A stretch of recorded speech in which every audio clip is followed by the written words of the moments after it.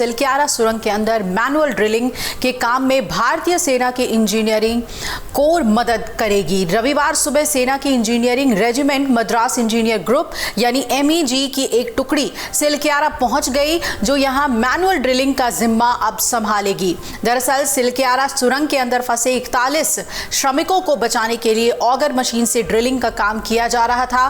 करीब 47 मीटर तक ड्रिलिंग कर मलबे में 800 मिलीमीटर की पाइप डाल दिए गए थे और बीते शुक्रवार शाम को ऑगर मशीन के ब्लेड सरियों में फंसकर टूट गए, जिसके बाद से ही मशीन से ड्रिलिंग का काम ठप हो गया।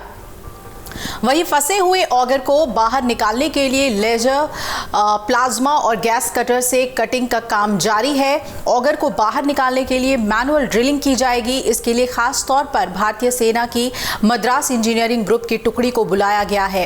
अब सूत्र बता रहे हैं कि इस टुकड़ी में 30 जवान और अधिकारी शामिल हैं, जो कि तकनीकी में महारत रखते हैं। ये सभी मैनुअल ड्रिलिंग के काम में हाथ बटाएंगे, जिससे सुरंग के अंदर फंसे मजदूरों तक 800 मिलीमीटर पाइप के एस्केप पैसेज तैयार करने का काम पूरा किया जा सकेगा। राहत और बचाव कार्य की बात करें तो प्रभारी कर्नल दीपक पाटिल ने बताया कि भारतीय सेना मैनुअल ड्रिलिंग के काम में मदद करती है, तो ये बहुत ही अच्छा रहेगा। मद्रास इंजीनियरिंग ग्रुप को मद्रास सेपर्स के नाम से भी जाना जाता है।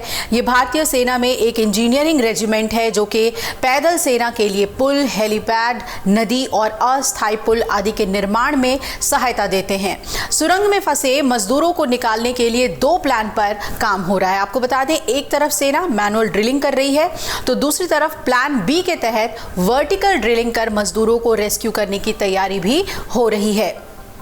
अब इसके लिए BRO ने करीब 1.5 किलोमीटर की सड़क बनाई है और अब इसी सड़क के जरिए कई टन वजनी मशीन 2 JCB की मदद से लाई गई है।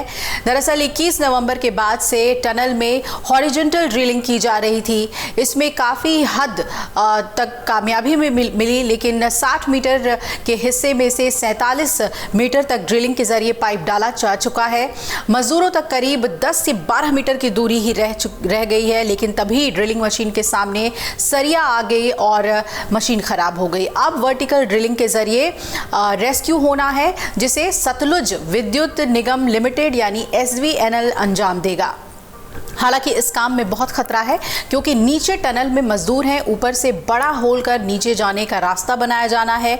इसमें काफ़ी मलबा गिरेगा। अगर थोड़ी भी गलती हुई तो दांव उल्टा पड़ सकता है। और सबसे बड़ी बात यह है कि इसमें कितना वक्त लगेगा, ये अभी साफ नहीं है। दरअसल 12 नवंबर को सुबह 5:30 बजे यही वो वक्त था जब सिलक्यारा टनल ढह गई थी और 41 मजदूर सुरंग में दब गए थे। तब से कई रेस्क्यू टीम ऑपरेशन में जुटी है, लेकिन अब तक मजदूरों को बाहर नहीं निकाल पाई है। ये सवाल इसलिए है कि सरकार ने सिस्टम की पूरी ताकत लगा दी। स्थानीय पुलिस प्रशासन, NDRF, SDRF, ITBP, रेल विकास निगम लिमिटेड, ONGC, भारतीय वायुसेना, भारतीय सेना, BRO, NHAI, टेहरी जल विद्युत विकास निगम और सुरंग निर्माण के कई एक्सपर्ट्स इस मिशन में जुटे हुए हैं, लेकिन अभी तक हमारे हाथ खाली हैं। अगर आप ये वीडियो YouTube पर देख रहे हैं तो हमारे चैनल को सब्सक्राइब करें और बेल आइकन को दबाना ना भूलें। अगर आप Facebook पर ये वीडियो देख रहे हैं तो हमारे पेज को लाइक करें।